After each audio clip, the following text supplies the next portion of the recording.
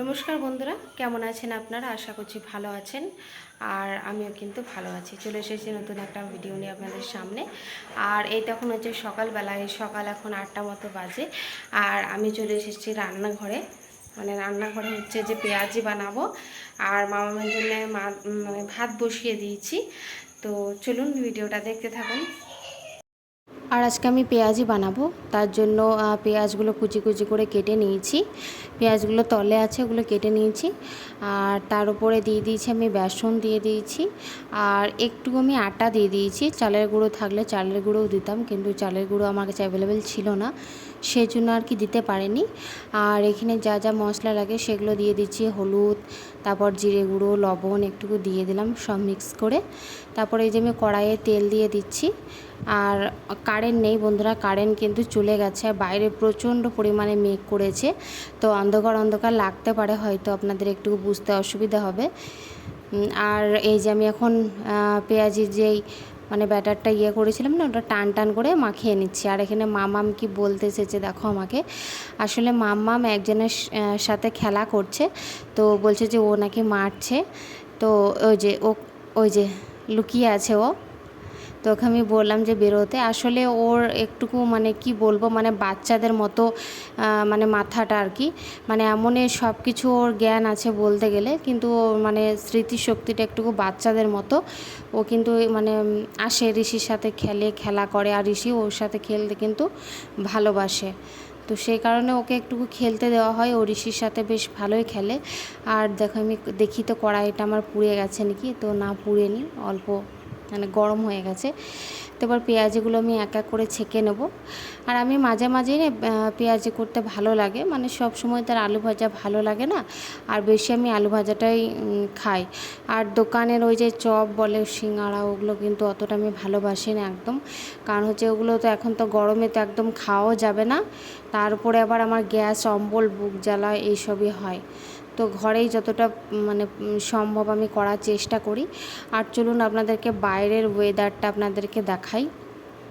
এই যে দেখুন কত কালো করে মেঘ করেছে, প্রচণ্ড কালো করে মেঘ করেছে, অনেক কালো করে মেঘ করেছে।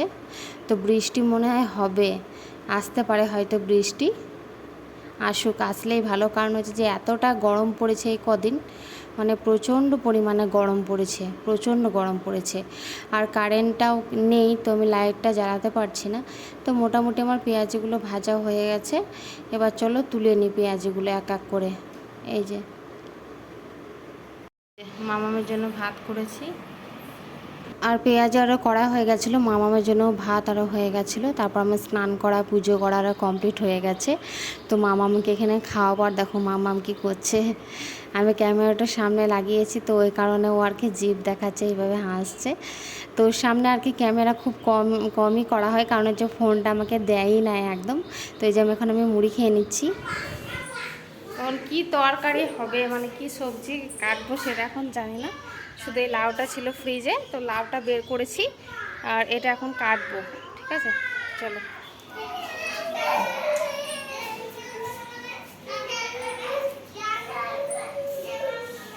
তো ফ্রিজে লাউটা ছিল, লাউটা আমি বের করে নিলাম। আর লাউটা আমি এই যে কাটতে লেগে গেছি, আর মাম্মা ওইদিকে সাইকেল চালাচ্ছে।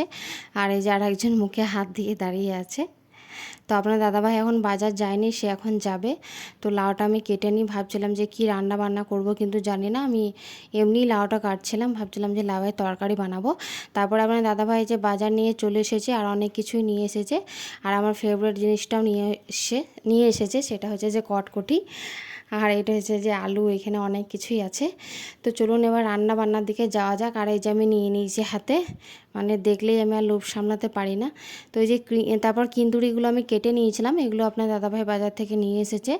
তো কিন্দুরিগুলো আগে ভেজে নিচ্ছি। আর আজকে ভাবলাম যে লাউয়ের তরকারি বানাবো, কিন্তু মানে কি বলবো, বানাতে গেলে আমার হয়ে গেল আজকে। ভেবেছিলাম একটা রান্না করব, কিন্তু অন্য একটা রান্না করতে লেগে গেলাম। আপনাদের দাদাভাই বাজার থেকে চিকেন নিয়ে চলে এলো। তো লাউটা আর কী করবো, লাউটা আমি ফ্রিজে আর কি রেখে দিলাম, ভাবলাম যে থাক, কালকে আবার করা হবে, আজকে চিকেনটাই করে নিই। আর গরমে না রান্না বান্না করতে একদমই ভালো লাগছে না, মনে হচ্ছে তাড়াতাড়ি রান্না টান্না করে যে কি বলে ঘরে চলে আসি, ঘরে ফ্যান চালিয়ে আর কি শুয়ে থাকি। তো তো যাই হোক, রান্না না করলে খাবো কি, রান্না তো করতেই হবে। আর রান্নার জন্য এই মাংস রান্নার জন্য যা যা জোগাড় যন্ত্র লাগে সেগুলো সব আমার কিন্তু হয়ে গেছে। ওই যে পেঁয়াজ কষানো, তারপর এখানে যা যা মশলা লাগে সব কিছু দিয়ে দিয়েছি। তারপরে এদের চিকেনটা কিন্তু দিয়ে দিয়েছি। আর আজকে হালকা পাতলা চিকেনের ঝোল হবে, কিন্তু রিচ কিন্তু একদমই করব না। আর দেখো কত কালো করে মেঘ করেছে, এতটাই কালো করে মেঘ করেছে মানে বলার বাইরে।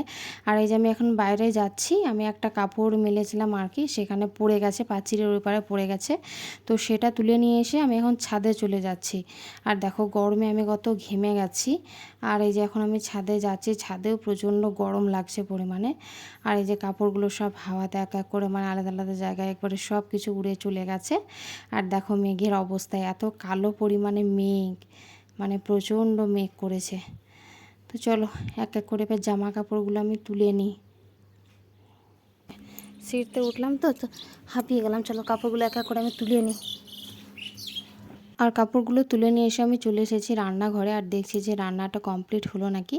তো এই যে রান্নাটা আমার পুরোপুরি মানে হয়ে গেছে, আলু আরও সেদ্ধ হয়ে গেছে, চিকেনটাও সেদ্ধ হয়ে গেছে।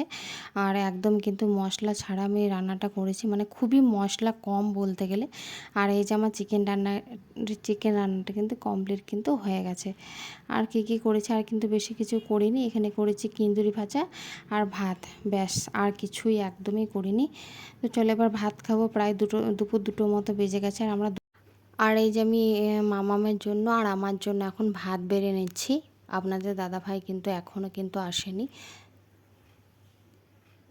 তো মামামের ভাতটা ভাবলাম যে ওকে আগে খাইয়ে দিই, তো তারপর ভাবলাম যে আমি খেয়ে নিই। আমাকে প্রচণ্ড পরিমাণে আজকে খিদে লেগেছিলো, কেন জানি না। অন্যদিন থাকি অনেকক্ষণ ওয়েট করে আপনার দাদাভাইয়ের জন্য, কিন্তু আজকে আর পারলাম না। আজকে ভাবছি যে না খেয়েই নিই। আর এই যে আমার চিকেনটা কিন্তু হয়ে গেছে। আর একদম কিন্তু রিচ কিন্তু করিনি, আমি যে বললাম আগে যে হালকা পাতলা আজকে চিকেনের ঝোল। সব রকম তো খেতেই হবে, আর যা গরমে বেশি রিচ না খাওয়াটাই আমার মনে হয় ঠিক। তো এই যে আমার জন্য এখন চিকেনটা বেড়ে নিচ্ছি। আর মামামকে স্নান করিয়ে ওকে বসিয়ে দিয়েছি। ওকে আর কি ফোন চালিয়ে দিয়ে এসেছি, বললাম যে তুমি ফোনটা দেখো, আমি ভাতটা বেড়ে নিয়ে আসি। আর এই যে আমি কিছু শসা এখানে কেটেছিলাম, চিকেনের সাথে এইভাবে শসা আর পেঁয়াজ কাটা খেতে কিন্তু আমার কিন্তু বেশ কিন্তু ভালোই লাগে। তো মামামকে এখন আমি ভাতটা এখন দিয়ে আসি। আর দেখি চলো মামাম এখন কি করছে, যাই। মামাম কিন্তু খেয়ে দিয়ে কিন্তু ঘুমিয়ে যায়। এই যে মামাম এখন বসে বসে এখন ফোন দেখছে এখানে। আর এই যে আমি এখন ভাত খেয়ে নিচ্ছি, কেন্দুরি ভাজা আর ওই যে শসা চাকচা করে কেটেছি, আর এই যে চিকেনের আলুতে ঝোলটা, এটাই খাচ্ছি। আর তার সাথে এখানে আমি মামামকেও খাইয়ে দেবো। তো মামামকে খাইয়ে দাইয়ে তারপর ঘুম পাড়িয়ে দিয়েছিলাম। আর দেখো এখানে কিন্তু অনেক কাপড় আছে, সেই কাপড়গুলো আমি এখানে গোছগাছ করতে চলে এসেছি। আর মেঘ করেছিল তো, কিন্তু ভাবলাম যে বৃষ্টি হবে, কিন্তু বৃষ্টি আর হয়নি। দেখো এতটা পরিমাণে মেঘ করেছে, কিন্তু বৃষ্টির কোনো নামগন্ধ নেই, মানে একদমই হলো না। তো বৃষ্টিটা হলে ভালো হতো। তো আমি কাপড়গুলো গুটিয়ে নিই, তারপরে আবার অন্যান্য আরও কাজ আছে। আর মামাম ঘরটা এত পরিমাণে নোংরা করে রেখেছে, দেখো যত কাপড় জামা, তারপর খেলনা টেলনা সব এখানে নামিয়ে, এখানে মানে কি বলবো, যা তা অবস্থা করেছে। আর ঘর নোংরা হয়ে থাকলে না মানে আমার একদমই ভালো লাগে না, মনে হবে যে কখন গোছগাছ করি, কখন বিছানা সব কিছু গোছগাছ করি। আমার কেন, আমার মনে হয় প্রত্যেকটা মেয়েরই এরকমই, মানে আমার মতনই হাল, যে ঘর যে এরকম মানে থাকে, মানে উলট পালট সবসময় মনে হবে ক্লিয়ার করেই নিই।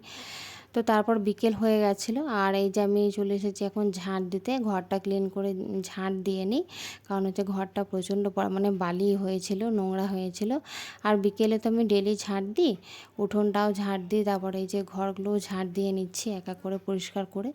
আর এখন হাওয়া দিচ্ছে, বেশ ঠান্ডা হাওয়া দিচ্ছে, বেশ ভালোই লাগছে বিকেলবেলাতে। তো বন্ধুরা এখন রাত্রি হয়ে গেছে, আর এখন রাত্রে এই 9:45 মতো বাজে। বিকেল থেকে ভিডিওটা শ্যুট করা হয়নি। তো সন্ধ্যা তারপর দিয়ে দিয়েছিলাম, তারপর মামামকে ভাত খাইয়ে দিয়েছি। আর এখন হচ্ছে যে আমরা খাবো, খেতে বসেছি। আর এখন এই যে বললাম রাত্রি 9:45 মতো বাজে, আর আমরা খেতে চলে এসেছি এখানে।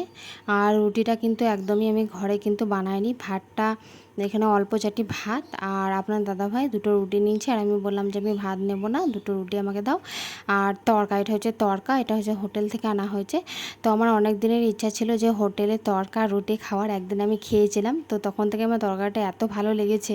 কিন্তু না, আজকে কিন্তু এনেছে, কিন্তু তরকারিটা না মানে ভালো ছিল, কিন্তু একটু ঝাল হয়ে গেছিলো। তো এই জন্য মানে হুহা করে আর কি খাচ্ছিলাম। তো বন্ধুরা, আজকের ভিডিওটা আমি এখান থেকেই শেষ করলাম। ভিডিওটা যদি আপনাদের ভালো লেগে থাকে তাহলে প্লিজ আমার চ্যানেলটা সাবস্ক্রাইব করবেন।